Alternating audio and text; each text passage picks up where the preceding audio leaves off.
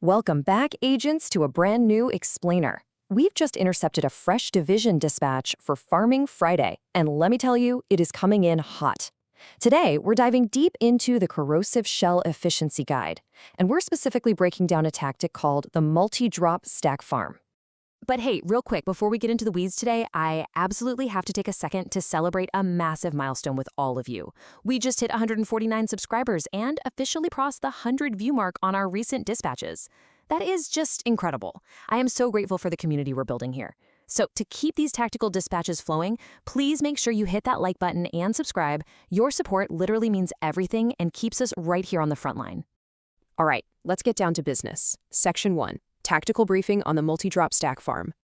So, according to the dispatch, the absolute biggest problem right now is that agents are wasting precious time, farming different reward systems totally separately, doing one activity for gear, then a completely different one just for event stars. Well, the solution to fix that is the multi-drop stack farm. Basically, this is a tactical farming loop where multiple reward systems progress simultaneously in a single activity. We're talking about condensing the grind so that every single trigger pull counts towards multiple distinct goals. It is all about total efficiency. Okay, let's dive into this and look at exactly what we're stacking here, because this looks like one of the best all-around farms we've seen in a while. Just look at this list. You're stacking global event stars, gear set materials, targeted loot, expertise progression, named enemies, and optimization resources, literally all at once. One single gameplay loop, and every single one of these systems is progressing simultaneously. You aren't just farming, you are multitasking on a massive scale. Let's see how this actually works in practice, starting with step 1, setup and activation. Now, before you even set foot outside a safe house, the guide emphasizes 3 critical steps to prime your loop. First, make sure the Corrosive Shell Global Event modifier is actually toggled on. Sounds obvious, but check it. Second, match your build to the active event damage type. And third, lock in your daily event challenges. The absolutely crucial point here is that using the correct damage type isn't just a fun suggestion, it significantly speeds up your clears and your event star progression. Now, here is something huge. Green gear set materials are doubled everywhere right now. Doubled. This is a massive temporary advantage. It basically means that everywhere you go, whatever activity you're doing, you need to be opening every single crate you stumble across. Do not leave those highly valuable optimization materials on the table. Open literally everything. Moving right along to Section 2, Tactical Execution, Solo versus Group. So your path on the ground today depends entirely on your squad size. On the solo side, we have invaded missions and heroic control points, which offer this really controlled, predictable efficiency where you dictate the pace.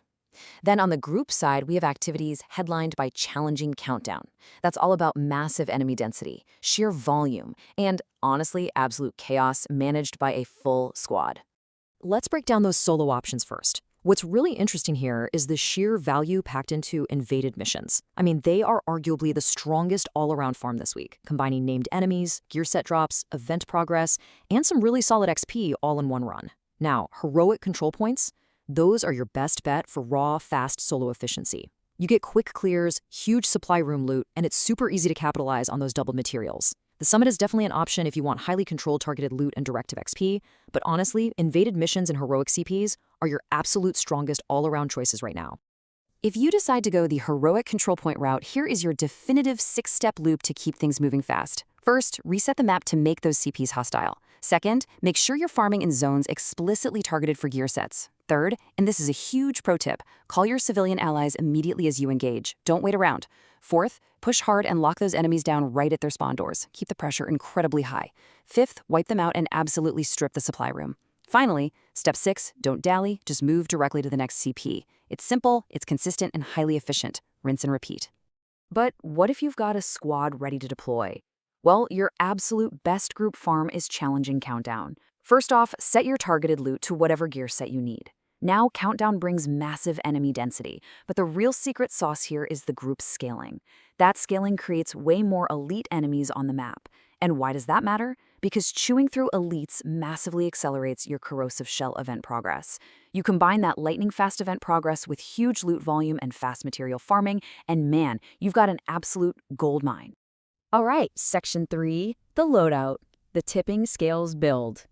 To make sure we have the right tools for fast clears and high survivability, the dispatch recommends a full red tipping skills build for your core. For the primary weapon, we're looking at the Iron Lung, paired up with the Banshee Pulse. And this brilliantly illustrates how you can completely dominate the field this week. You can run this alongside high-sustain AR setups utilizing Striker, Eclipse Protocol, or Heartbreaker. By combining the Iron Lung's fiery output with the Banshee Pulse's incredible crowd control, you are putting constant, unrelenting pressure on those elite enemies to rapidly burn through this global event. And lastly, Section 4, maximizing rewards. Spend wisely. Because honestly, extracting the loot is only half the battle. Here is exactly where the guide says you should be dumping those hard-earned resources. First stop, the event vendor. Take all those global event stars you just farmed and spend them directly on exotic caches and named item caches. Next up, head over to the crafting bench. This is where you leverage those doubled gear set materials we highlighted earlier. Use them to heavily optimize your favorite builds, craft missing pieces, and re-roll to fix any weak stats. Seriously, do not let those doubled materials go to waste just sitting idly in your inventory. Put them to work. As we wrap up this briefing, I want to leave you with a really critical piece of advice directly from the dispatch. Look at this quote. "The biggest mistake I see this week is farming systems separately. Stack everything into one loop." Remember, that means event progress, materials, gear sets, XP, and named enemies, all happening concurrently. Stacking the whole shebang into a single cohesive run is the true secret to maximizing every single minute you spend on the ground. Which brings us to the end of today's explainer. You've got the intelligence, the loadout recommendations, and the absolute most efficient loops for both solo and group play. Thank you so much for joining me today. The only question left is, with your rewards perfectly stacked and your materials doubled, what god roll build are you going to craft first? Get out there, agent, and I'll see you in the field.